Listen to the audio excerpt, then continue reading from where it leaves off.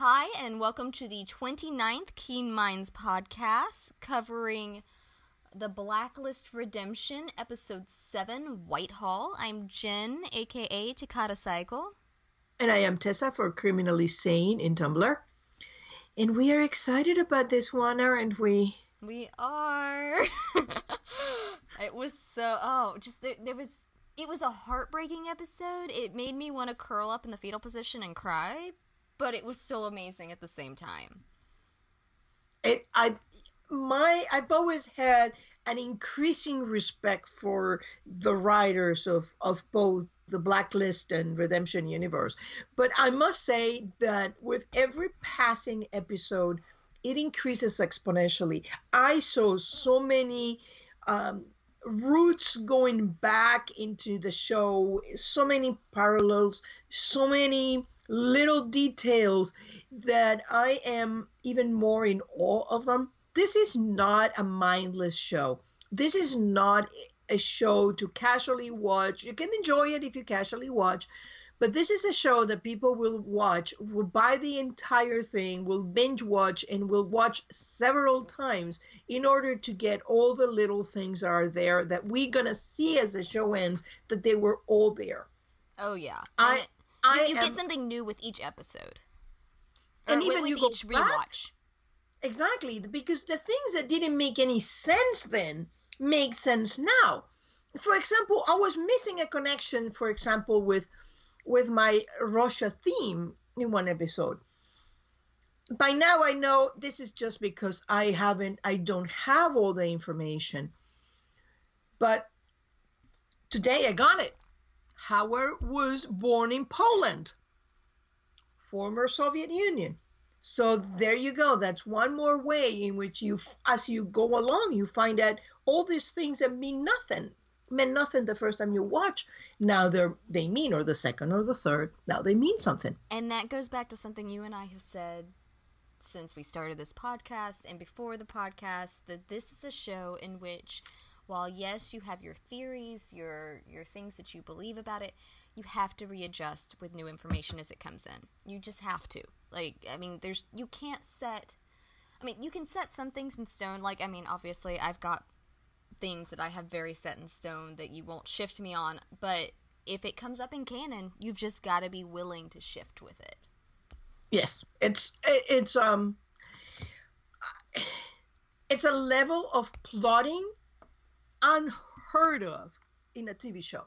Yeah, it's this show, both the main show and this one, has spoiled me so greatly. I went back to another TV show the other day that I had stopped watching because I'd gotten so frustrated with it, but I had heard great things about an episode that had come up. I was like, well, I'll go back and watch it because it's got an actor that I love in it, and I couldn't get through it. I just sat there and went, the writing is atrocious. Was it always this bad, or has Blacklist just spoiled me that much? I think the Blacklist and Redemption are an experiment in the TV. There's a whole different breed. This is not your even, pig with a lipstick that most series airing at night are. This is a movie kind level of plotting, even when it's done on a weekly basis without really knowing how long do you have to do it. But this is a different animal, and I am very intrigued to know what the future of TV is going to, now that we're going into content TV, and how I think these networks are planning their transition into that with shows like this. Yeah, it's amazing. And I'm not a numbers person when it comes to ratings and stuff. I have some friends that I go to that have TV backgrounds, either from school or what have you, that they can translate ratings for me. But I saw the other day that Redemption's more or less on the chopping block. I don't know if that's happened or not yet, but I'm going back to, that doesn't shock me, because I don't think it was meant to go past 8 episodes. I think if it had, they would have been happy, but I don't think that the first goal, which in most shows, the goal is to be renewed. I mean, because that makes sense. You go on, you have more story to tell, etc., etc. I don't think that was the case with Redemption. I think it was an 8-episode arc, like Bokenkamp said. That's what it Yeah. was meant to be. If it had gone on, they would have adjusted and made do with that. But I'm not shocked, and I don't think they are either, that it's not going on to a second season, because I personally think it's going to be wrapping into the main show. Yeah, I think so too. But I have a feeling that next year might be the last year of the Blacklist, just because the way things are accelerating on both shows. And if so, they may renew the second season because they may have a storyline that is better served by Redemption rather than the Blacklist. And they might. You never know. But Yep. we'll see. We'll see how it Yep. goes. I happened to see an article that was posted on Tumblr the other day, Mhm. but the source the person that was posting it isn't a fan, so you never know. Yeah. Shall we go with Dumont?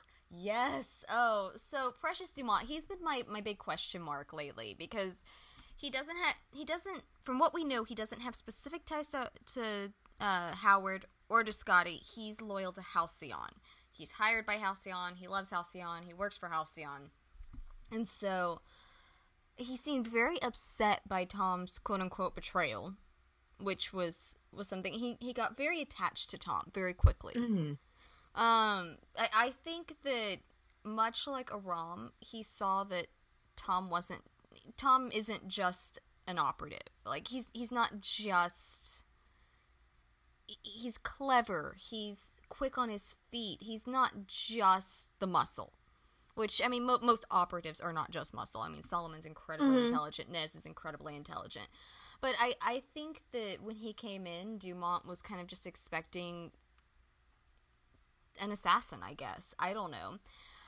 And then ended up getting a very, very clever, well-rounded, educated individual, because I remember in the first episode watching Dumont light up when Tom started talking about the tunnels and the history behind it, and you just saw Dumont's eyes sort of light up like, I'm going to like you, you know? And when it came out last episode and this one that Tom was the one on that video feed, he seemed very upset by it. Yes, I think that Dumont had a very, very hard time fulfilling his job, because he had always known that Scotty knows more than she says. I mean, he said that, every day of the week and twice on Sundays when Tom asked him that. But there was a whole different thing going on with Dumont. Dumont had not been in Scotty's office. Dumont was not being told the entire thing, this time personal. And I think that hurt him. That shook him. I agree. I think that the fact that he reacted like he did to Scotty's office and said it was first time, long time. So I don't know if that was the first time he's ever walked into her office, or it's just been years since he's been in there. No clue. I think that's what he meant. Is first time I'm up here, long time that I'm with the office, and so I think that he was being treated as this low level operative, and I think it cost, this whole thing is causing them to all reevaluate where my loyalties lie, and what is this people really hiding from me? Are they really using me? And which is a very a very common theme on the Blacklist. We're used to seeing that with Red and with the people of the task force, but I think that this is the first time that Dumont in particular had actually felt it. Yeah, I 100% agree with that. I loved his response. He says, okay, good. Dead husband's alive, sworn enemy's your son. It's like he's putting it out there, and you can just see it on his face when he's saying it. This sounds crazy. Like, this should not be happening in reality, Yeah. Also, because we already have the fact that he knows his brother would betray him. Mm-hmm. So betrayal within the family is something that he is used to. But I think that he felt that his Halcyon family was different. And now he's realizing, no, Scott is just like my brother. Yeah, I agree. And it'll be interesting to see how that pans out next week, because I do think that that's going to come to point at some where Yeah, he's going to have to. So far, I don't think he's necessarily made a decision. I think he's just doing his job. I agree. And so that falls in line with Scotty, and we'll see next week how far he's willing to go, because Howard's alive. He is publicly alive now. The whole world knows he's alive. Where do your loyalties lie when the two owners of a company are fighting for control? Like, where do the employees lie on that? And when one group's telling you one thing, the other group's telling you another. I mean, and that segues nicely into Nez. Are you ready to go into Nez? No, I have one more thing to say about Dumont, which is I'm going to go a lot into siblings, rivalries, and attachment to parent figures. And I think that Dumont is the one cast like Tom against, in between the company represented by Howard and Scotty.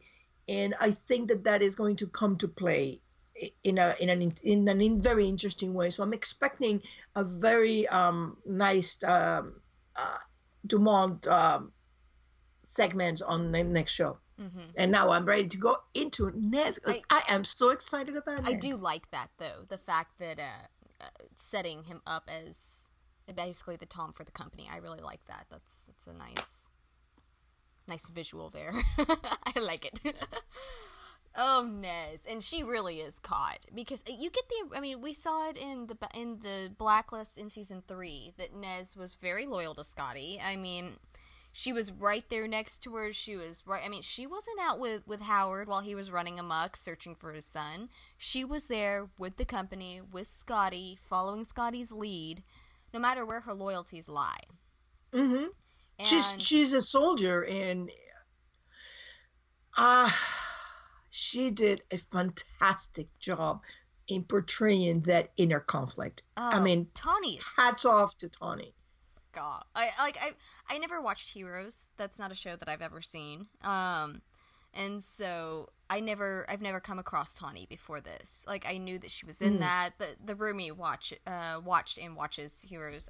I think that the reboot's already done, but and so when she popped up on Redemption, she went, "Oh my gosh, it's whoever." I have no idea what the character's name is.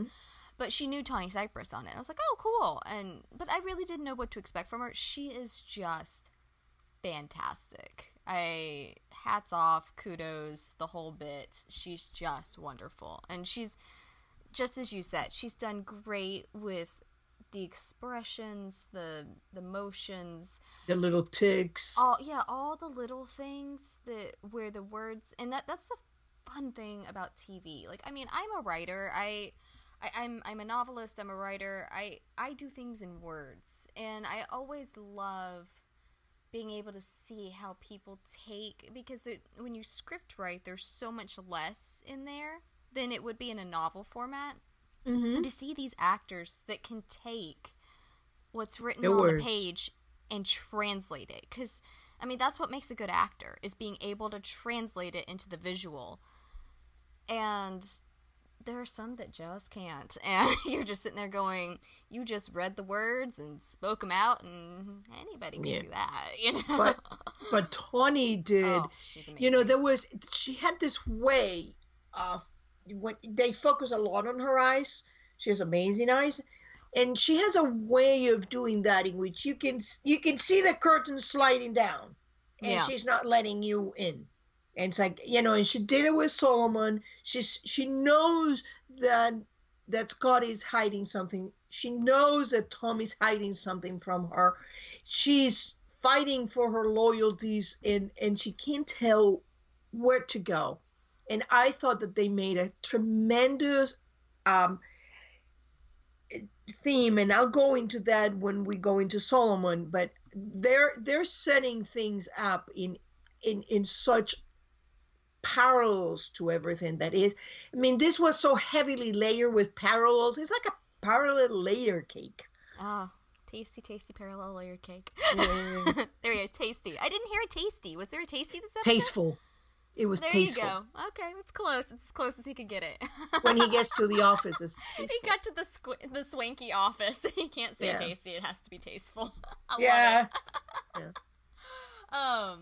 No, okay, here's a question for you for Nez. Do you think that on some subconscious level she always knew that there was a familial link between Tom and the Hargraves?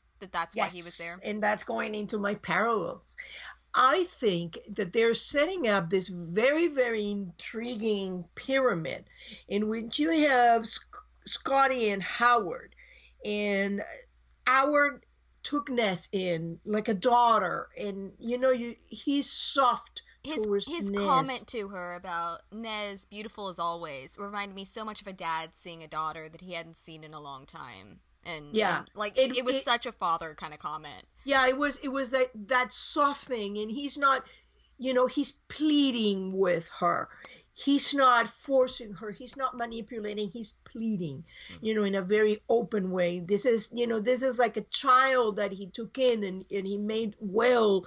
Remind me of Dembe, taken by Red and made well.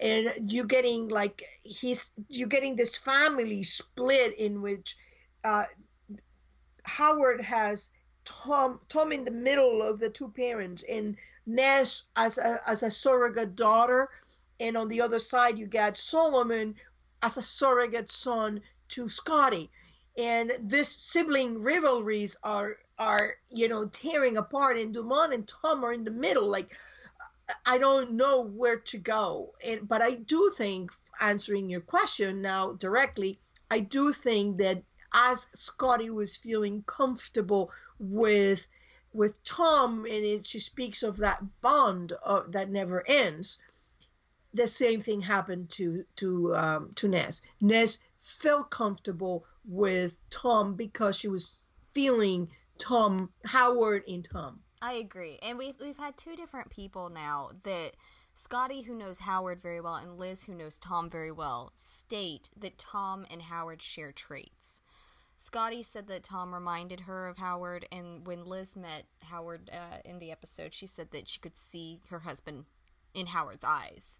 And so, I mean, these are people that know both Howard and Tom, individually very well, that have stated this. And so I do think that there's, on some level, not a conscious level, but on some level, that's the reason Nez, no matter if her head was saying, you can't trust this guy, he's lying to you. The operative in her, the soldier in her was going, don't trust him, don't trust him, don't trust him. But the part of her that knew Howard, that trusted Howard to help her get clean, that leaned on him, I think is the same part that wanted to trust Tom. It's the same part that when she found him crouched down behind that dumpster, pretended she never saw him. Yeah, and it was exactly the same thing when she leaned into him the previous time. In doing so, saved his life. That was where they were telegraphing to us. It's like, this is Howard 2.0, and I feel comfortable with him. Yeah. And so they're setting this very thing. So now Howard has his daughter. His daughter figure, and has Tom, and Scotty has Solomon. Well, it's very much like Harold and Liz. It's that It's that authority figure that you've gotten so close to that it becomes like a father figure. Thank you. You gave me the perfect entry in here, because now look at what we have. We have now Cooper, who helped Tom when they were on the run, and now is helping Liz when she was on the run. Now is helping Tom as he's on the run, and it's such a beautiful thing, because you're getting also a parallel between Wrestler, who was hunting Liz, and Solomon and Ness hunting Tom. And this, I mean, the parallels are just so everywhere. I would like to specify, though, being a Wrestler fan, I don't think Wrestler was after Liz in a malicious sort of way, like Solomon is after You Solomon have wants to not put a heard bullet in his head. my Solomon analysis. You might change your mind after hearing me. Not because you're gonna change into wrestler changing, chasing Liz maliciously, but because you're going to look at what Solomon is really doing in a very different way. Because I was stunned. I watched those little pieces that completely went by me. This morning I was watching them again and again, and I'm, oh my God. Yep, it's good, but let's go. I know that you're taking, so we'll go when we go into Solomon. We'll go there. Okay, I mean that's pretty much what I had on Nez was just the connection there, and it was, I did love another thing I was going to mention between her and Solomon. I liked that when she did make her choice with Howard, that yes, she dropped the little flare bomb into the bag, but she made sure to hold the what is the pin? The pin. Hold the pin up so that Solomon could see, so that it didn't go off in his face. Thank you. And so, I mean, yes, she was betraying him, but she was making sure he didn't get hurt any worse than he had to in it. And yes. So, and I loved that, because it's this is what I have to do. This is where my loyalties lie, but you're still my partner, and I don't want to hurt you. Thank you. I'll go into that part of the theory when we go through all the characters, because I tell you, I am in awe of the plotting, and it's not easy to see. I saw it by fluke, and once I saw it, I traced it back, and I'm in awe of the plotting level. So let's go into Solomon, because Solomon is probably one of the most interesting characters on this particular episode. Okay, I will say, and I mentioned several times that before Redemption started up, I was asked, do you want a, because everybody that follows my blog on Tumblr, anybody that has listened to us knows that I'm a huge fan of redemption arcs. That's my thing. I love redemption arcs. It's like my candy store. And so they asked me, are you interested in seeing a redemption arc for Solomon? And my statement was, I'd like to see what the redemption arc is first before I say that. Because I love him. Like, I love Eddie.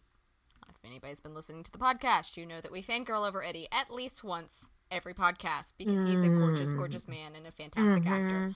I mean, like, there's nothing, like, where does it go wrong? You know, it's gotta be tasty. Something, right? I'll give it a Dumont tasty. Oh, man. So, you know, you people keep saying that we talk about Tom Keen's abs. I don't think I've talked about Tom Keen's abs once. But good grief, Eddie Cathegi. Yeah. That we do talk about. We will fangirl over Eddie. All right, the fangirl portion. Right, sorry, I got off on a train there. But well, we have to have it. After this episode, I thought they were working up to a redemption arc for him. I'm not sure after this episode.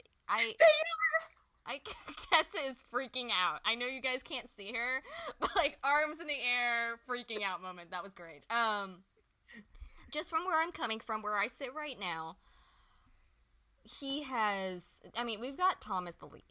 Tom and Scotty are the leads. And so he has always been against Tom, from what he said in this episode. He's never trusted him.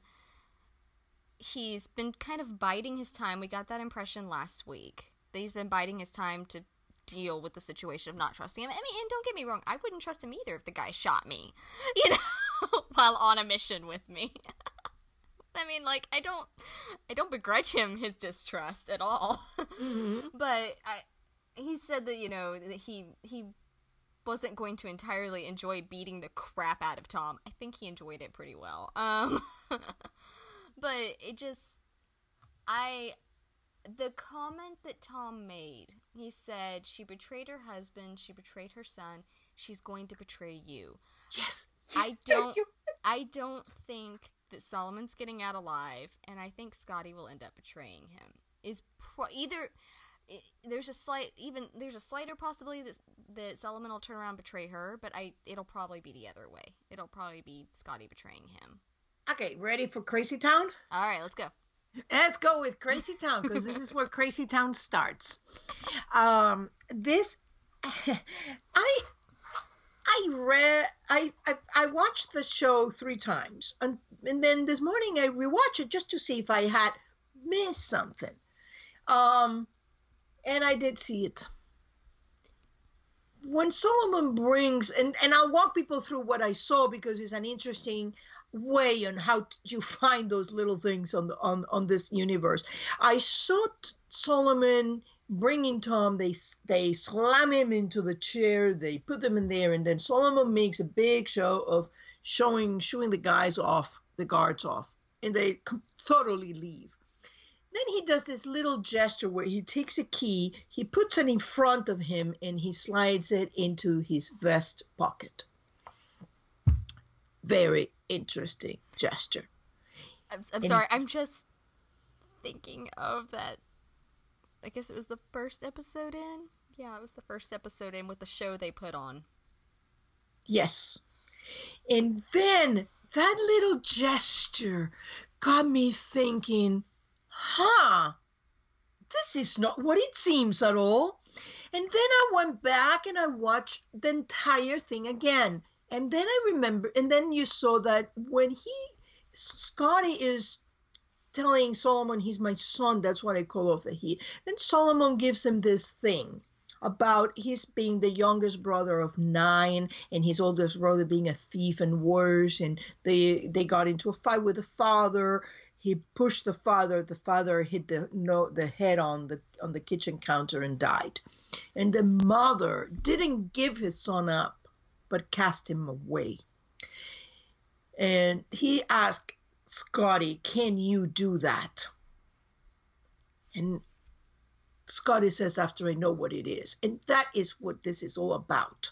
Then I started looking and I realized everything that is going on in here, it's not what it seems at all. And so what do they do after this moment? They put on this humongous show. This is a show for somebody who's watching, exactly like you said, that thing with the two in Leland Bray, that they get into this little tick and, he beat him up. So Solomon is meant to take Tom. And yes, he's going to take his little revenge, but he even gives Tom the clue. He tells him, "I'm taking almost no pleasure in doing that." Why almost no pleasure and no pleasure? Hey, Tom put a couple bullets in him. He's going to take a little pleasure in giving him a couple of sucks with the balls. By the way, wouldn't that break a man's jaw? I mean, he hit him on the head, and he only gave him 2 shots. One on the head, the second one on the nose. And then he sits down. And why? Like he's exhausted. We've seen what he did to Dembe. He beat him to a pulp. And he sat down after 2 swings at Tom. Then falls on for the oldest trick in the world when Tom mumbles something. And also tells Tom, "I am your best friend." I love that line. I'm your best friend. Yeah, I'm your best friend. It's there he's telling him everything that Tom needed to know. This is a setup. He was meant to escape. He was meant to get beaten up just enough so it's obvious that nobody is doing what they're not supposed to do. But there are no guards. That's why he escapes. And then when he escapes, Solomon makes no point in even trying to get out because he already had telegraph where the key was, so Tom can break free. And then no guards at the door. Tom escapes, and Scotty delays. He delays in giving them the order until delays, giving Tom time to do the same thing that he did with Ness on Russia, making the door implode, and then being able to get out. So she's giving him time to do what he needs to do. Then she goes down to the basement on her own with nothing but a gun that, for all we know, wasn't even taking the safety off. And then after that, She goes in there. She beats him up just enough that it's obvious that she's not working with him. And then instead of trying to run for the gun when he starts to climb, which she had perfect time, she didn't get it that far away from her. She just sits there. So this is obvious that Scotty Hargrave, it's trying to put up a show that she's going after Tom, but she's not really. And Solomon is putting on the show that he's chasing, but he's casting him away. And that's why they have that little thing, I'll take the bag. No, I'll take the bag with Ness, because he's supposed to take the bag. Ness puts the thing in and shows him the pin, and then he drops the pin. They were not supposed to get hurt. They were just putting on a show. Now, if that's true, which is a good possibility, I don't think Nez is involved. I don't think Nez is aware. Nez is not. So involved. I think her betrayal with the bomb in the bag, I don't think that was planned. No, I don't think that was, too. I'm correct, yeah. Two, I don't think that Tom has any inkling. I think he thinks his mother just had him beat to hell and he escaped. And she's good. Remember he says she's good? I could see, with all of that, like I said, thinking back to their show they put on in the first episode Solomon might be. That's a really good catch. I've gone over that scene multiple times. I gifted the scene yesterday. That's a good catch. And there is more to that theory. If you really think about the things, hold on, I'm looking. My notes look just like Howard, so I apologize for the rustling of paper you're hearing. There is Scotty. Howard found out about Whitehall as a line item a few years back. Scotty tells Trevor that she found Whitehall a few months before Howard went on the run. But Scotty only acquired Whitehall, which is a funny thing for a person, but I guess they stop being person and becoming targets. Acquire Whitehall in February 11th. Because that's what Howard is looking with hacking Halcyon. When did she acquire Halcyon? When did she acquire Whitehall? And she did in February, which means that who was running Whitehall until Scotty acquired him? There's still a third party out there. Yes. Because it doesn't make any sense. And like it doesn't make any sense with the comic books. Because the comic books, she's communicating with Solomon by phone. What does she need a comic book? Well, the thing is that in Blacklist 214 has said this over on Tumblr. And I do agree I do agree with her from a writing standpoint. You don't set up one of your main characters to be the big bad like that. I mean, typically, I guess you could. There have been theories about Red, that all of this is a ploy, which I don't entirely agree with. It's like my worst fear for the Blacklist is that he's using everybody, but I don't think so. Mm-hmm. It's one of those nightmares. But yeah, I do think there's a third party out there. Mm-hmm. All right. No, we're not done with Solomon, but it was a very interesting story on the that backstory of Solomon, because that was also a beautiful story about loyalty, about Solomon not really being a soldier of fortune, how he's really a loyalty person. And if you think about it, if you couple it with the story from a couple weeks ago, that happened. His father was gone by the time. So this happened before he was 14. He's the youngest of 9, so the brother has to be at least... No, how old was he when he shot the 13. man? He was 13. So this must have happened a while before he was 13, when they lost the dad. Because it would have built up, and... If it's the youngest of 9, the brother had to, let's say that happened, a few years... That's probably why they ended up in poverty. That's what I mean, yeah. The dad dies, the mom's trying to keep up with 9 kids. Good grief, poor woman. She must have been a saint. But, you know, you see the snowball there of him watching that decision to not be able to give the son up but to cast him away. And how that decision snowballed because he got away with it, their father's dead, and everybody, probably not the big brother. The big brother probably didn't suffer a great deal. He got out and did whatever he did. But they were going to suffer anyway because the father was dead. But what he learned is you don't turn on family, which is exactly what if you really think about what he was telling Scotty, it didn't make any sense if you believe everything that you saw after that is what it is. Because that just tells you that Solomon is big on loyalty. And whether it's your real family or is your acquired family. I do agree with that. I do think he's much more loyal than he would have anybody believe. It's just not convenient. He likes to play the... Well, it's kind of like Tom with his principles. Principles are a bitch. I avoid them. I avoid them at all possible. But he's obviously got many principles that he sticks to, and that he's become much more comfortable with sticking to over the time. Well, you know, it's if you people think that you're capable of anything, you're far more effective at the job you're doing. Absolutely. Especially when your job is outside the confines of the law. So it's this, you know, did Solomon really poison a child?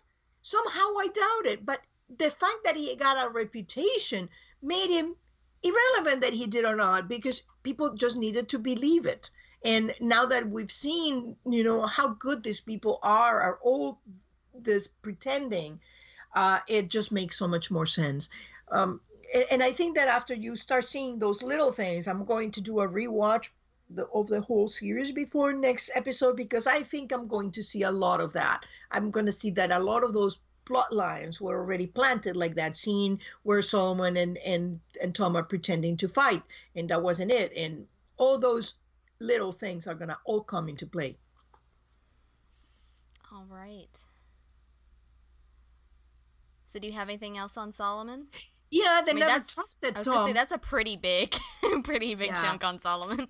Yeah, never. That's what I said, that Solomon really, I mean, I know that we got a lot of very nice things on the other characters, but Solomon was the key to this episode.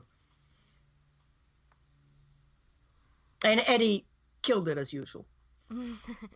Yeah, it was just, but never trusting Tom, to me, had this tinge of sibling rivalry.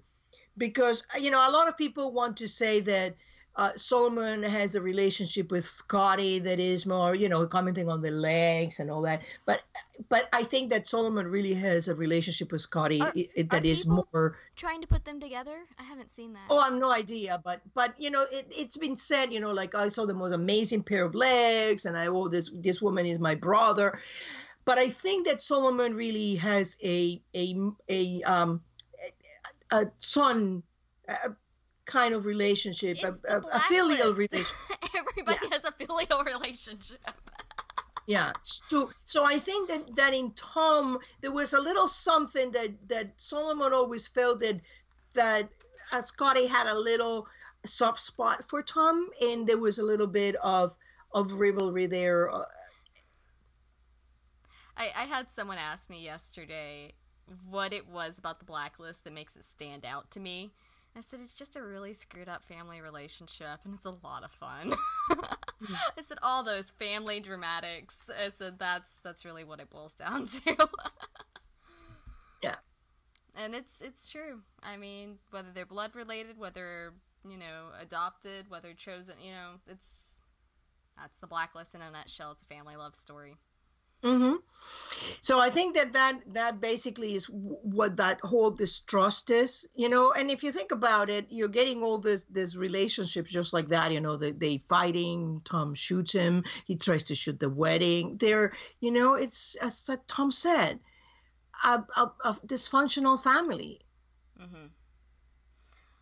Right. Howard and Cooper. We saw Cooper. It was so good. I honestly expected both Liz and Cooper to only have, you know, bit parts. I was so excited to see so much. I was so excited.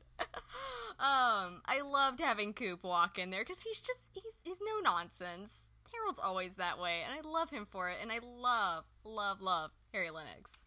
I mean, that man. I could close my I didn't have to close my eyes, but I could listen to his voice all day long. Oh yeah, he could read the phone book and I would listen to. Yeah. Yeah, and it was very interesting because it's the same thing. We got into that parallel of him helping Liz when Liz was on the run, helping Tom when Tom is on the run. And I loved that piece where he looks at the nurses in the psych hospital and says, "Release him," and they immediately cut over to Tom bashing through the window and he's making his escape. Mm-hmm. And right as Howard's getting released, Tom's making his run from Halcyon.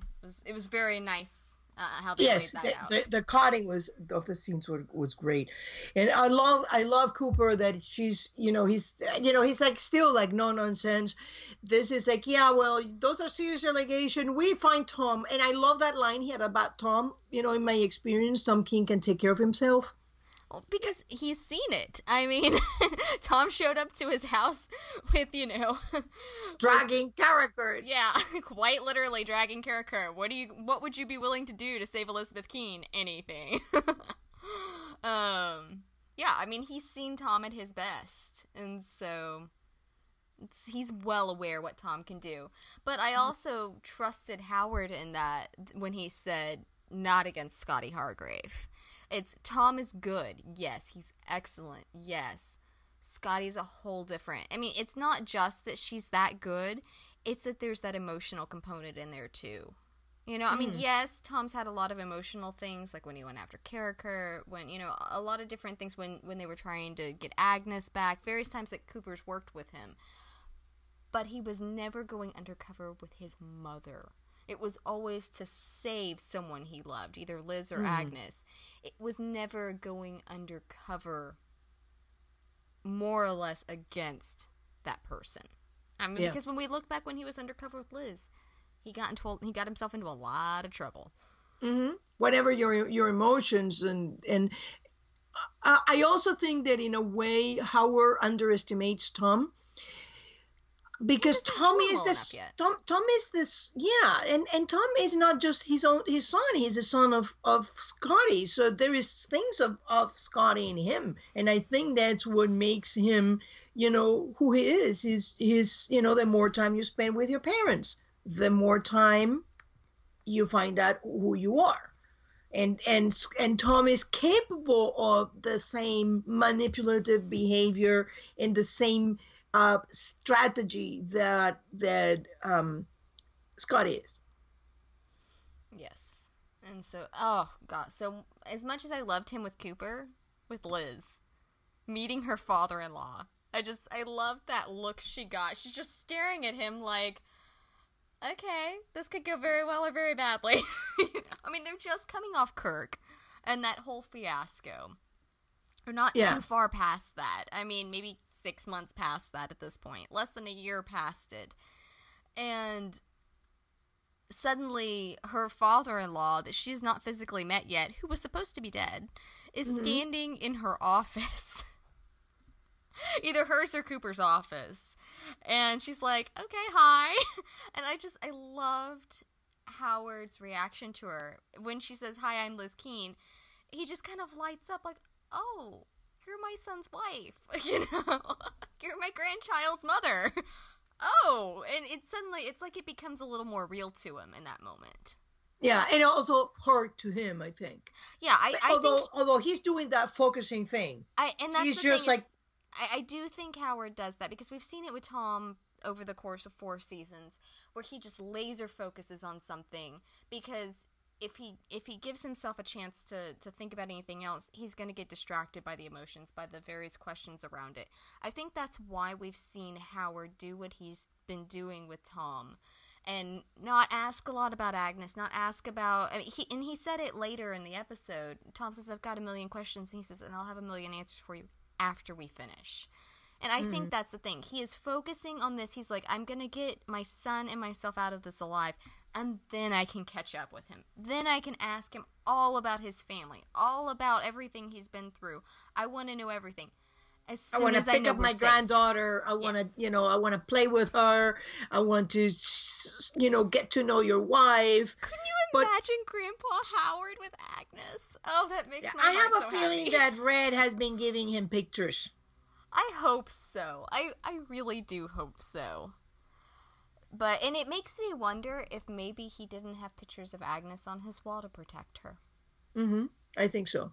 I think that they stopped when he find him because it was about finding him. I hadn't known why, but I have a feeling that's why, because he knew that eventually Scotty would find him. He said as much. Scotty is smart. He's not gonna be. I mean, she'd go past whatever we throw at her. Um, it was such a great scene because we also saw Liz being the calming Tom when Tom's spiraling.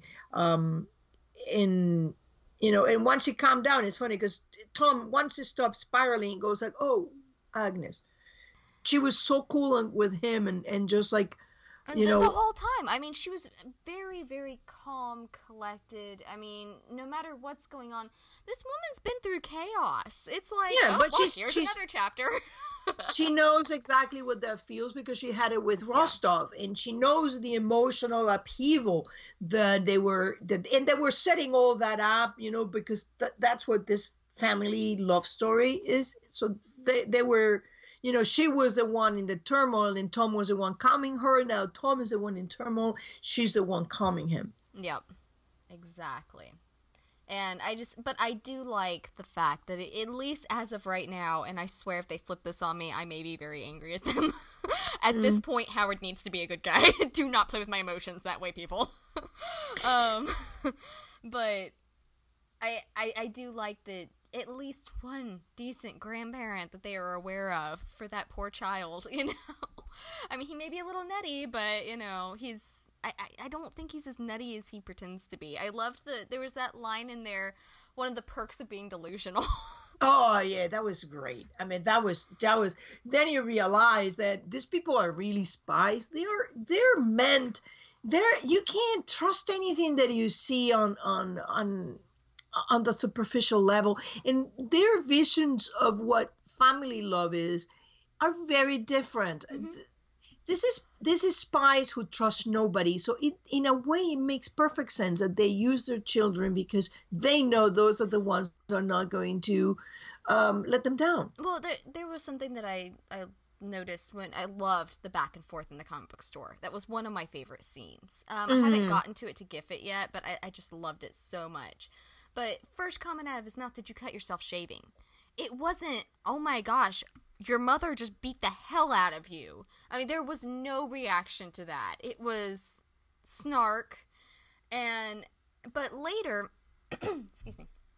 I mean, I think that there is a certain level of danger that these people like Red said in season 3, people like us, people like Red, like Howard, like Scotty, a certain level of danger in which suddenly that's more danger and they're willing to put their family involved in. And so putting Tom undercover in Halcyon, putting him in the line of fire like that, having him tortured there was a possibility. Tom knew it, Howard knew it, but then he somehow going in and after Whitehall was crossing the line. So it's because he said, if you were to get hurt, was the comment that Howard made to Tom. And it was very interesting because he'd already been hurt. His face was bashed up. He was emotionally hurt. He was physically But apparently hurt. that's nothing. I mean, in the spy world, like, hey, did you get into a little tussle? Yeah, and that's exactly what I mean, is that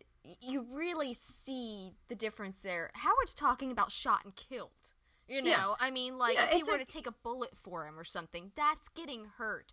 That's the level of holy crap, the rest I can't is put nothing. my child in this. It's Red with Liz. Yeah, well, the stew maker torture you, but hey, you know what?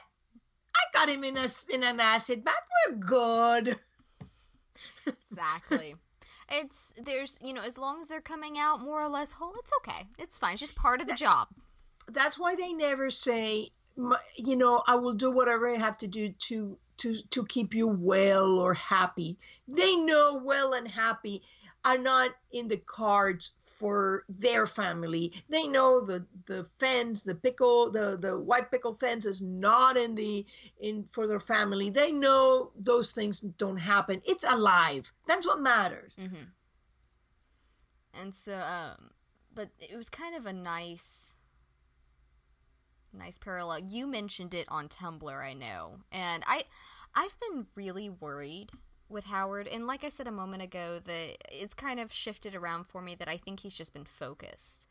But I've been a little worried about Howard, that they were going to parallel him with Bud badly, in which, only using Tom, that sort of thing. Mm. That's been my fear this season. And I really loved, and like I said, I know that you wrote something on Tumblr about this, the comment about, are you done pouting? Yeah. But basically, Tom feels like he has failed his father, and that, like, he's going to be tossed aside, and this is someone he wanted to do good by. He wanted to help. And so, I mean, to him, with what he's learned about fathers, Howard's going to be done with him. And if he's lucky, he'll just walk away, and I just loved Howard. Are you done pouting? Yep, we got things to do. We're gonna go build a sign. Come on, kid. It was just such a beautiful scene, and Tom, you can tell he just doesn't know what to do with it. And it's funny because he's supposed to be the annoyingly positive one, like Liz calls. Liz has made comments before about how annoyingly positive he is. We've seen it with Tom, where he's always got a way out. He's got a option 3, 4, and 5. He's always got some way he's gonna look at it and approach it differently. And in this moment, it reminds me so much of Red. Yeah. But in this moment, he's so down, he's so hurt, he's so emotionally compromised. And you see Howard, just every time Tom comes up with something negative, Howard's, combating it with something positive. Like, all right, okay, well, we'll do this, but we'll do that. It's fine. Just stop pouting, And I love it. It just, you can see so much of where Tom got it. It's very, well done. Oh, it's excellent. I mean, just kudos to the writers. Yeah, and this is like, I'm in so much awe. I've said it before, how they had one character and how they've written the parents of this character to totally explain this character. Yeah. And I'm just waiting what they're gonna do with Liz, because they have given us Red, now they're gonna give us Katerina, and once we get that, it's gonna be so particular, so special. But this is a great way of showcasing, this character became who he was because he's the child of these two people. And then did you love when he started calling him Dad? Oh my gosh, yes. Because he slipped last week and called him, and Howard just kind of looked at him like, what? And if you notice, that's when Howard starts moving in the hospital. Like, before he was arguing with him, and then, of course I came for you, Dad. And he's like, oh, I guess we're leaving, If you've accepted me as your father, I guess we'll leave, And, and he still calls him Howard. He's shifting back and forth. But the fact that Tom, because I don't think he's ever called anybody Dad before. I can't imagine that Frank was ever Dad. And Bud was always Bud. I think that's the closest he's ever come as a nickname. And and so to call this man Dad, it's accepting him as that, and that's so impressive to me, that he's gotten to that point where he's allowed himself to open up emotionally for that. And he even tells Scotty, I guess I look after my dad. Yeah, I loved that comment. It means he has so much respect for him. And he's seeing him. I always go back and tell people there are a few phrases on the Blacklist universe which are very important, and the more time you spend with your parents, the more you know about yourself. It's one of the most humongous one on there. And we'll go back here. He spent time with Howard. He loves Howard. He sees himself in Howard, and it's giving him an identity. He's becoming Christopher Hargrave. Yeah. He's understanding himself better, and that's what Liz was hoping for. I've read in interviews that Liz, part of the reason she was so, I mean, she's being supportive because she's, she loves him and she wants him to be better, but something that I think I heard Megan say one time, I believe it was Megan that said it, was basically she's hoping that if he can go and get that she understands the questions he has, and she's hoping if he can go get these answers, it'll give him a sense of peace, and it'll make him a better father, being able to fill those gaps in. And and that's what's happening right now, is he's filling those gaps in. He's understanding where he came from and who he is, where he got all these traits that have just always been him, at his core. He spent time getting to know himself when he got out from under the mask, when he fell in love with Liz. And so slowly getting to know himself through season 2B, through 3, and, had pretty steady understanding, I think, by 4. Yeah. And then now it's a whole new level. I mean, he's just cracked that open, and there we go. And I think both him and Liz will be abandoning the white picket fence as they get to know who they really are. That unless it comes with machine gun nests. I was going to say, or adding the guns, Yeah, I mean, you gotta have the goons with a gun. They already keep guns. Like, I love the fact they keep the pistol up, Velcro to the wall inside the inside the front hallway there. It's well out of the reach of the 1-year-old. Safety, but you don't have to go in and punch in a code to a gun safe to get to it. It's very spy-like. Yeah, it's what people like us do. Yeah, that's the normal. It's you know what, I think that Liz also wanted in her search for her parents is a search for who she really is. Where she got this grifter ability, where she got the abilities to go undercover where she has never been in there, to understand the criminal mind, because she's a spy and a criminal are not that different from one another. So I think that you're going back into the family and identity themes in order to know who you really, to know yourself and to give yourself a proper upbringing. Because, I mean, be as it may, neither Liz nor Tom got a good upbringing because they were both separated from who they really were. Yeah. So, speaking of undercover Howard. Oh, I love it. The evil Knievel pinball. He was so convincing. He just keeps going, and the guy's like, what? And I love how Tom is dragging him around that whole time. Because, I mean, you got the impression that Howard was out in the field to an extent, but he's the computer geek. He's probably more the Dumont than the Nez. Yes. And so you've got Tom just like, come here, this way now, please don't get shot. And I just love it, And it's interesting. I've been wondering if Scotty was capable of getting her hands dirty in hand-to-hand combat, and I got my answer this week. And she may be out of shape. Maybe she hasn't done it in a long time, but absolutely. I don't think I can actually. I mean, I would love to see if Howard could or not, but I don't think he's the hand-to-hand combat kind of guy. We haven't even seen him with a gun. I guess we haven't, have we? Nope. But he's definitely where Tom got think smarter, not harder from. Yeah. Or fight smarter, not harder. Think smarter, not harder. He's definitely the Aram Dumont kind of the equation. He's really a fascinating character. I'm seeing so much of red in him. It's giving me ideas that I know are somehow upsetting to some people, but I mean, By people, you mean me? I imagine there would be more than you, but yeah. But I'm being kind. I'm being yeah. But it's I do see. Hey, Tessa, it's okay that we disagree on some things. I know, but I don't want to upset you because you start squirming. I mean, like really squirming. I don't like to see you squirm. I appreciate that. It's an involuntary motion. Sorry. But I think that there is for whatever reason those four those two couples we're going to see share a very interesting story. I do agree with that. I definitely agree with that. Okay. So the last bit I have on here, I don't know if you have any more, but Howard out of Warsaw. That was interesting.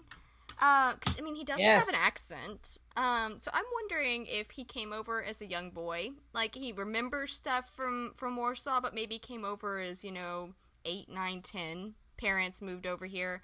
Because we know his father owned a company. It seemed like in the United States. I mean, that's definitely the impression that we got from the clippings out of the Blacklist. Mm-hmm. So unless those were basically a fake background, it would seem that the father either defected or the father was a sleeper, or it would seem more defective, because somebody was telling me, and they're absolutely correct, and I should have known that the Polish people were not exactly pro Russian, and they were never enthusiastic members of the Soviet Union. They always felt invaded, first by the Germans and then by the Russians. So it is highly unlikely that would become a sleeper agent thing. So it's probably that either he defected, they got him out, maybe he was in intelligence, or at least weapons, because he was. So it's possible that Howard came when he was 6, 7 years old. Yeah, and that's kind of what I'm thinking. And it would also make sense if he remembers his life in Warsaw and then came over to the United States as a fairly young child. Mm-hmm. It makes sense. Like, I believed his speech about the shining hill on the shining light on the hill. I believed that. Yes, so did I. Because, I mean, he's working. I love that. Fuss with that a little. It was such a dad thing. Fuss with that. But it was such a nice little scene with him giving Tom something about his past and explaining. They've got this moment where he can explain where he's coming from on some and why he's so emotionally invested in this. And I loved the comment that Tom made, I've got a million questions, because it's just repeating what Liz said from the Blacklist when she said, you met your mom, you must have a million questions for her. And he said, I do, but they didn't matter, because I was coming to you, basically. They're my past, you're my future. And so I loved hearing him repeat that, I've got a million questions. Mm-hmm. And Howard's, I've got a million answers after we're done. Yeah. It was a great moment. I find I'm in awe of the way they have throw the character of Howard, and Terry O'Quinn is officially one of my new favorite actors. He's amazing. He's so good. And so, I mean, I know him from Hawaii Five-0. I never saw, what's the show everybody knows him off of? With the plane crash on the island. Alias. No, that's not Alias. He was on Alias. I do know him from Alias as well. What's the? Oh gosh, what is that? The plane crash on the island. I know. I can't. I'm blanking on the show. Like, I'm probably gonna get yelled at for this because everybody's seen this show and I've never seen it. And so. Hey, it's morning. Yeah, we're allowed. I got allergies and I'm not properly caffeinated. Oh no. Okay, did you notice I want to just say one more thing about Howard, how he does this thing when he sees Richard Whitehall. It's like, oh my God, you're like a demigod. Well, and he just advances towards him like, I can't believe I'm finally seeing this genius. I don't think he knew what Whitehall was. I think I've seen people talk about how Howard he knew. I don't think he knew. I think that when he saw him, he knew that he was Whitehall, like it pieced together, but when he saw Whitehall as a line item, I don't think he knew it was a man. I do not think he said acquire Whitehall.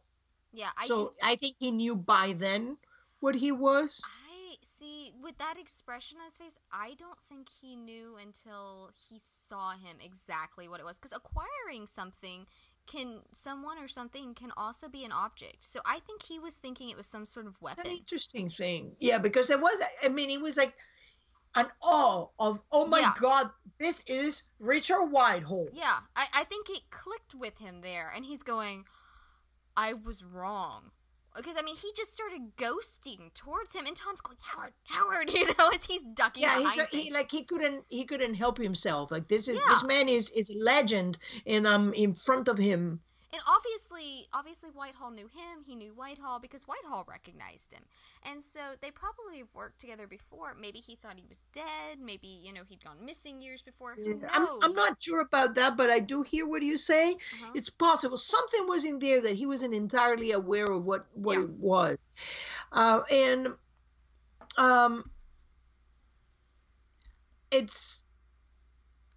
It's a very interesting setup that they got over there, and I can't wait for next week. Shall we go into Scotty? Yes. So, one of my first questions about Scotty, to get it out of the way before everything else, because honestly, I had started distrusting Kat.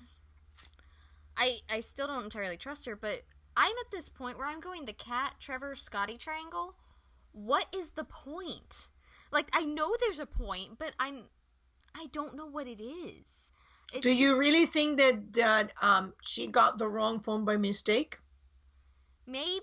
I mean, maybe Trevor switched him? I think he did. Because he talked about picking hers up. Yep. I think he did. And so I think I don't think that is a love relationship between Trevor and Kat. I think that Trevor target Kat. So I'm not sure what's going on in there. I'm sure that we will find out next week.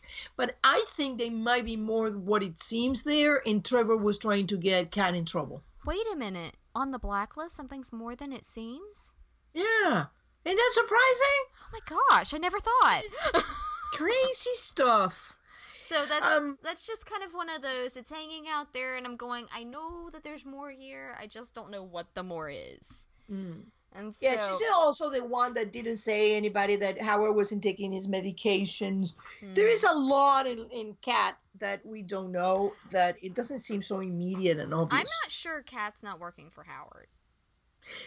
That is one possibility. Another possibility is that she's working or for a third party or something is up in there that I don't know what it is. But I am now convinced that there is a third party involved in this, and is causing them to be at odds with one another. Mm-hmm. So you do think Scotty's working for somebody?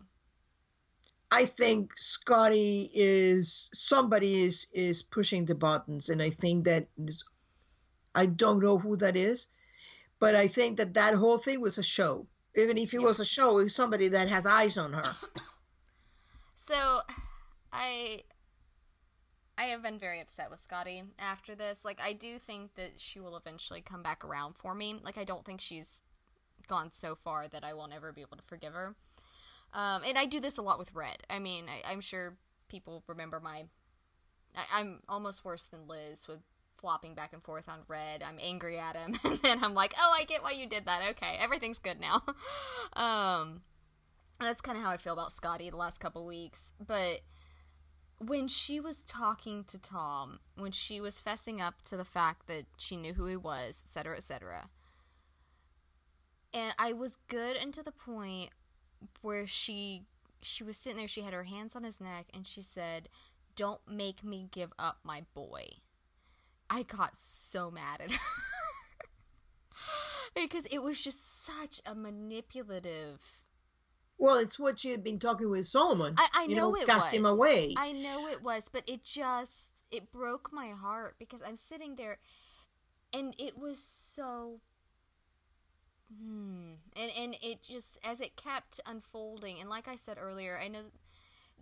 From Tom's point of view, this has to line up so well with Bud. Oh, with Bud. This is Bud all over. But the interesting thing here I found was Scotty looking at the picture of little Christopher. Mm-hmm. And I remember Rostov looking at the picture of little Liz. And Tom and Red looking at the picture of little Liz.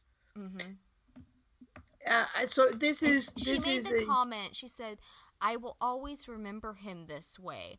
And it was almost like the way she was saying it was almost like it was her acceptance of his death at that point. I will always... Well, he was casting him away. Yeah, and that's... And maybe that's it. Maybe she was trying to give him an out so that he'd have a chance to survive all of this. But I also think that Scotty, there's a very very different perspective in Scotty and Howard. Howard never accepted that Tom was dead. Howard never stopped looking for Tom, never stopped having the hope of finding him. So in his mind, finding him was just what he expected to do. mm-hmm. It wasn't this big shock. He hadn't, as he said, he never healed. He never moved on. He stayed in there. So he was in that space and he got out of, okay, I found my son. And for X reason or Y reason, I'm going to wait until a certain moment to let him know that I found him and who he is. And I'm sure that now that he was the one telling Red who Tom was. And I'm pretty sure that Red didn't save Tom, that Howard did through Red. And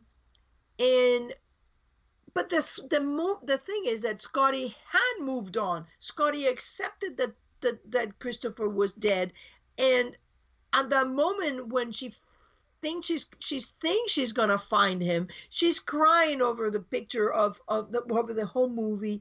She's upset about when she watches, when Kevin dies. It's like it's been a roller coaster for her. Then she gets a little hope is squashed away, and finds Tom only to find that he's working against her. And I think that because she had moved on and considered him dead, it's not such a big thing for her to cast him away, because it's, I don't know, I found you and you're this stranger against me. Yeah. And if she really thinks that Howard is behind Whitehall or was trying to take Whitehall for nefarious purposes, this is a very intriguing thing. And if somebody is above her, maybe holding something that she holds dear, like I'm going to hurt him, I'm going to kill them, then it makes sense that she's in a way trying to give them an out and trying to cast them away, because at least if she cast them away, and maybe that's what she did the first time, if she cast them away, they can survive. Yeah. And it was interesting. Scotty made a comment to Solomon early on. She said, what was it? A dream and a nightmare? Yeah, the dream and nightmare comment. It was, I had a nightmare, or I lived a nightmare that I woke up from in this dream, but before I could even enjoy it, it turned into a nightmare again. And I feel like that's really what Tom's going through right now, because he spent most of his life thinking that his parents abandoned him, which was his living nightmare that he'd finally kind of come to terms with, I think, over the years. And then he finds out that his parents might actually love him, have been looking for him, and then that's waking up from the dream, and then suddenly he's thrust into this situation which his biological mother had him beaten and held hostage, held against his will, and is holding his father against his will. And it was very interesting, that wording, and the fact that Tom's living the exact same thing on his end. Nightmare, dream, nightmare. Yeah. It's also interesting because when you see him, Howard being held against his will, you could look at things like this in two ways. Was she holding against his will, but was he also protecting him? Yeah. I mean, and that's... By being in that very secure facility, he was in a way safer. So it almost makes me, I'm not sure about this, it almost makes me question, is somebody watching over her? And this is a big situation like we had I think you said that, or Blacklister 214 said that, a situation with Rosha and not being his operation. Yeah, I made the comment. Blacklister might have as well. It sounds like something she would say as well. But I do know that I made the comment on Tumblr about that. Mm-hmm. That we've had that within 8 episodes. We're going to see a lot of parallels. We're going to see a lot of foreshadowing and that kind of thing. And excuse me, Blacklist does that a lot, and so it's just. But it's 22 episodes. I was gonna say it's more condensed here, and so even though it was just a couple episodes ago, we're gonna be seeing it a lot sooner, and so that's. I definitely think it's a possibility that we might be seeing a Rosha sort of situation in which someone's pulling the strings, and if that's the case, I agree with you. She might have been trying to keep him, He's dangerous if he's out, and therefore they might put a bullet in his head. So keep him under lock and key. And in her own way, she was trying to help Tom. But as soon as Howard was out, it was probably safer for those two to be on the same to be together anyway. So you never know. It might have been some elaborate, and I hope it was, because I don't want to hate Scotty at the end of this. I really don't. Yeah, I think this is going to be, I think next week is gonna get our neck are gonna get like, out of shape from the whiplashing that we're gonna have back and forth. We're gonna be going like, whoa, this curves they're throwing at us are pretty steep. Yep. And so it'll be interesting, because they did promise a lot of answers by the 8th episode, which I'm very excited for. Oh, Scotty.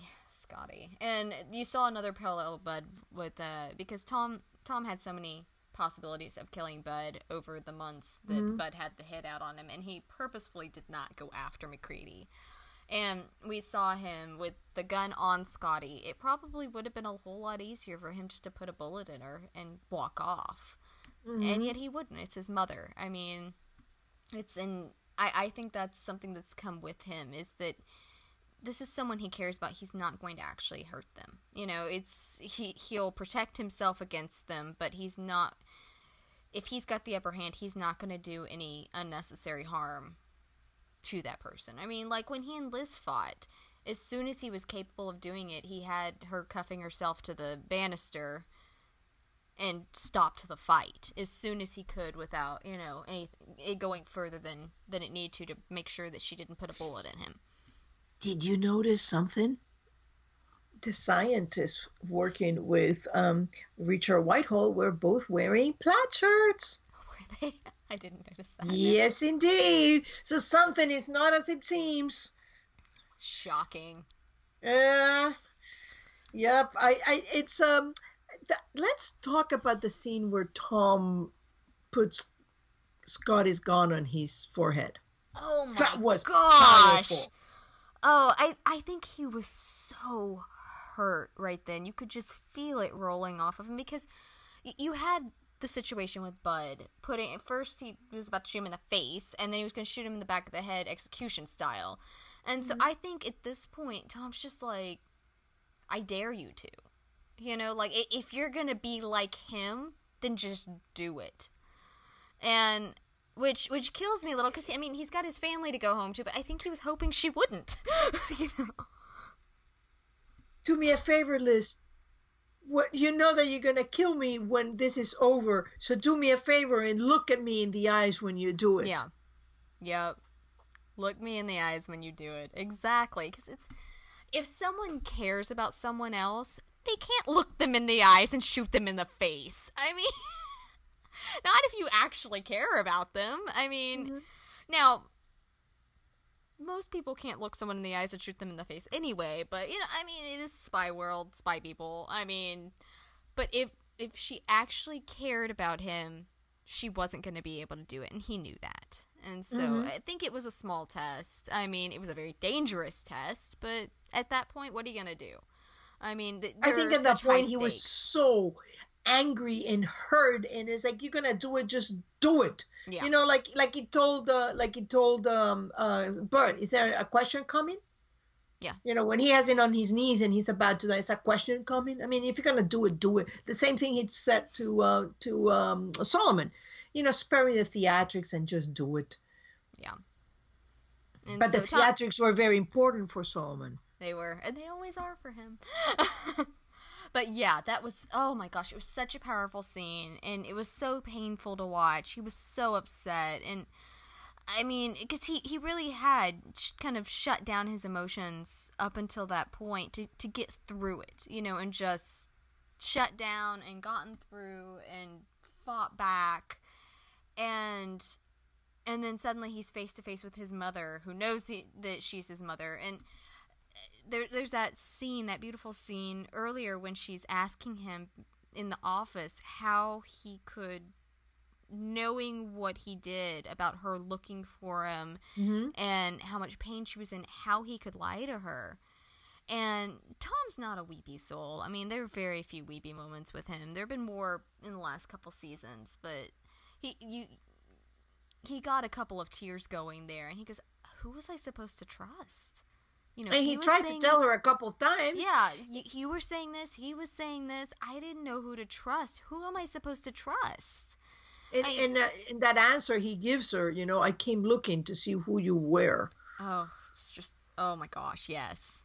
And he wished that he hadn't because he found out she was a which is interesting because that was the part he played for Bud for so many years, the cold-blooded killer that would, be able to do anything. I mean, we've seen him torture people. We've seen him go into that mode of, just the almost soulless operative mode that he puts the mask on sometimes, like with Jesse in season 1 when he delivered the tattoo to Red. I mean, yeah, there seems to be a thing about delivering body parts in containers. Yeah, the Pinky. I'm worried about Pinkies. And so I'm officially worried now, Scotty. Thanks for that. But who's gonna lose a finger? Interesting thing, because that was what she got chopped off, Carla. Oh, I guess she did.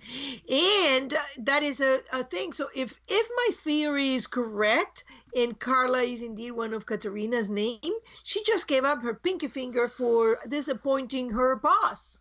Oh my gosh. I found another one. I tell you, I mean, folks, this is not a show to casually watch. You get to look very, very, very deeply to get everything in here. And, all that deeply that I found, I'm sure that I'm missing about half of them. Yeah, but Tom and Scotty just broke my heart this episode.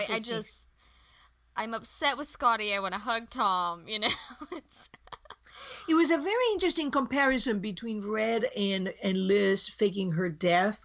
Because, I mean, if you think about it, that's exactly what Liz did. Go out from under him, and Red was despondent over it. So it's a very interesting comparison they always make. And they seem to be a theme of bad mommies that turn out to have been not that bad mommies. But at the first, Alias. And which Eisendrath was huge in, so not totally shocking. So, are we ready to move into Tom and my Keen Squared? Let's go. Keep going. Tessa lets me go on this because she knows how much it makes my heart happy. So, and we've talked a little bit about Liz already, but I loved Liz in it because we had that opening scene, which... if you're stateside, you lost the opening scene because the news popped in. But did you lose it up in New York? I'm assuming I lost it. Oh, okay, I watched it in Amazon afterwards. Yeah, I saw it the next morning. But anyway, I honestly expected there to be more to the scene than the the clip that they put up before the show aired. And so the next morning when I was watching, I'm going, oh, that was the whole scene. Okay. Yeah, they caught a lot of Liz scene because I think they had more in one of the promos. Yeah, I think that there was probably a lot that they chopped down from that, and I'm really hoping they put a lot in the DVD for this. I really need my extras on this. But the whole conversation there with him spiraling and her talking him down reminded me so much of right before their wedding when he showed up after Bud had died and was just all of this is happening. I don't know what to do. He's in emotionally uncharted territory and he's freaking out, and she just takes his hand and is calming him down.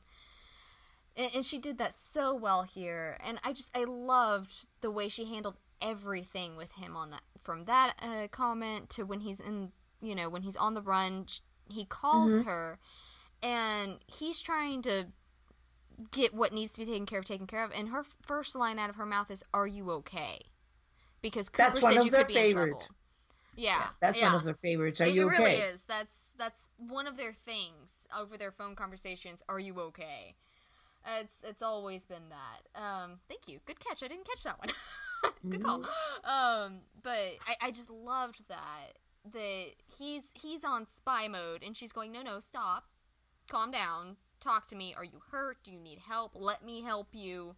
And same thing with the final comment, the final conversation they have. This is insane. Please let me help you. I mean, she's so desperate to make sure he's okay, that he's going to come home to her. And I know there were a lot of people that were hoping that redemption meant the split of the Keens. just so you know, if anybody's listening that actually didn't watch the episode, they're still strong. They're still going very strong.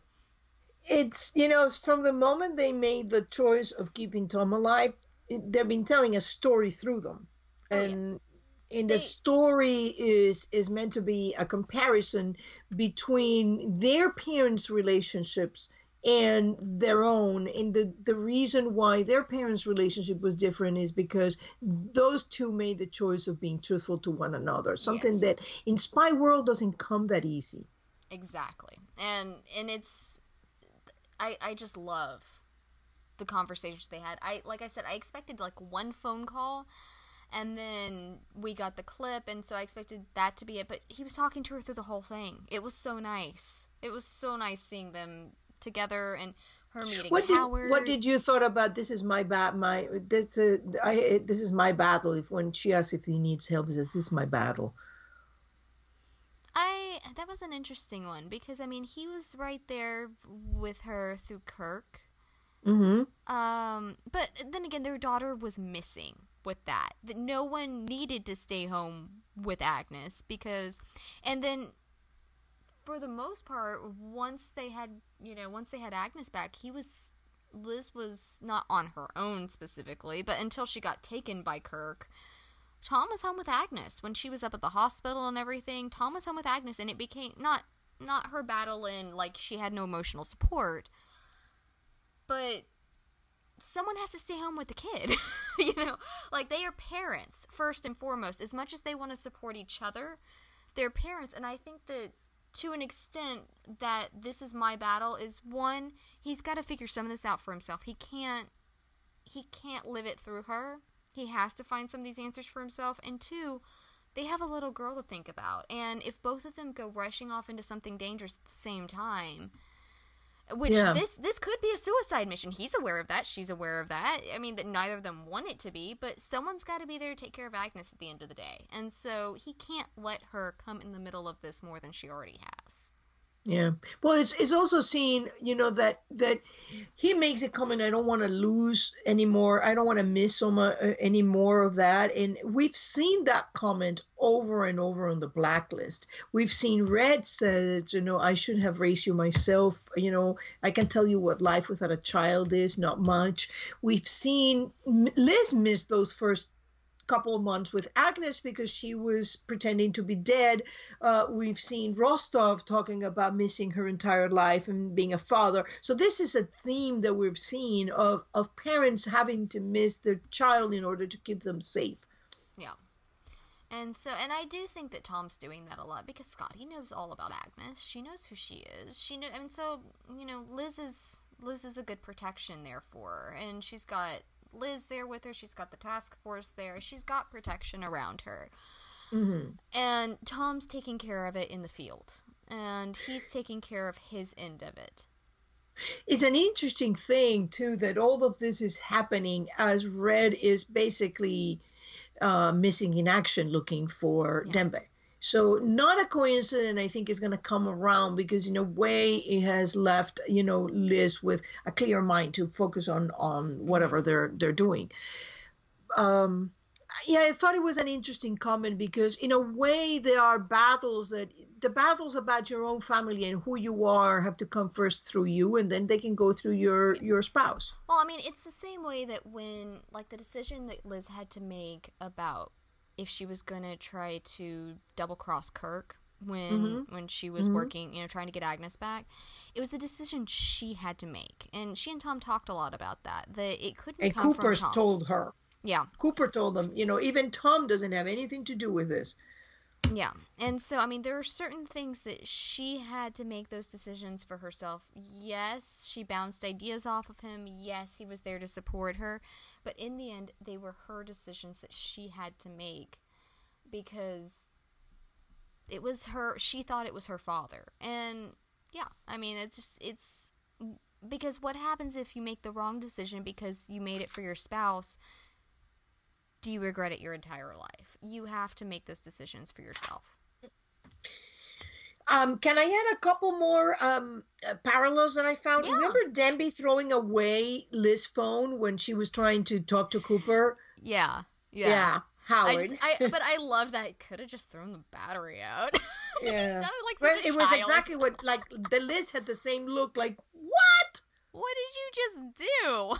And then he takes out the phone from the glove compartment and given to her to get Star 77, and Howard does the same thing. So it's very interesting how all this parallels. Now, remember also, we're getting all these things with comic books, right? Now, you remember the comment of Tom in Wrestler on the cabin? What, you're the Justice League. One man So justice.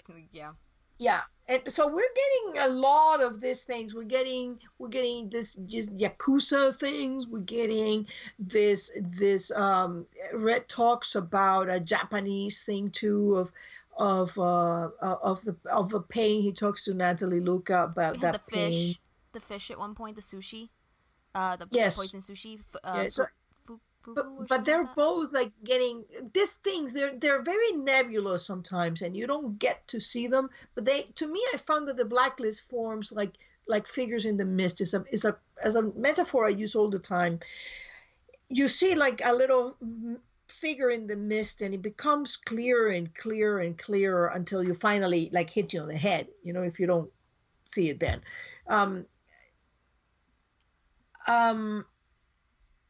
I think that is about that that I have in my crazy notes, but definitely is going to be very, very, very similar to.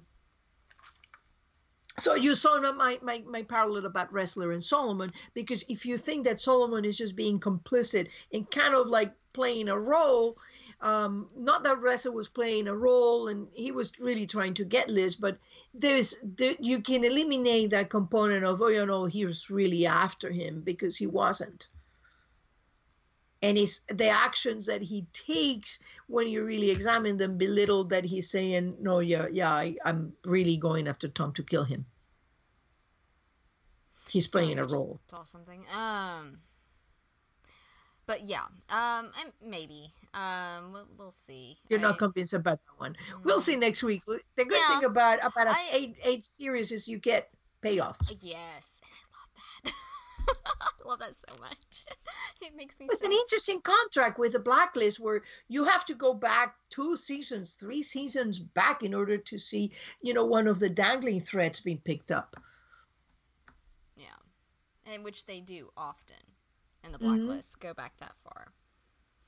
Well, I think that about wraps us up. Do you have anything else to add? I do not. It will be next episode is going to be a very interesting one, so make sure you come back and listen to it. Yeah, and we'll go straight in, and we'll have that double episode of The Blacklist coming back, which is the huge Dembe episodes. Dembe and Kate. Oh, that's going to be so exciting. I'm really stoked. Like, as much as it breaks my heart that Redemption's going away, and as much as it breaks my heart that we won't have Tom on the first few episodes back because of filming and such, it's still going to be freakishly exciting on The Blacklist. So, yeah, I'm sure we'll have a lot to talk about. Dembe is number 10, and it seems like Kate Kaplan is also pretty high up in there. Oh, have we seen Kate's number yet? I don't think that it's not clearly. You can see there's a picture of the front, and it looks like a 7, but I don't know what it is. Tom's 7. I wonder. Tom is still the highest ranking Blacklister to date. Number 7. 007. Oh, look, nice catch. All right, so follow us, and don't forget to tune in to us. Yeah, we are on YouTube, iTunes, and SoundCloud, and then you can chat with us on Facebook, on Twitter, and on Tumblr. So we'd love to hear from you guys. And we'll see you next week. All right. All right, bye-bye. Bye.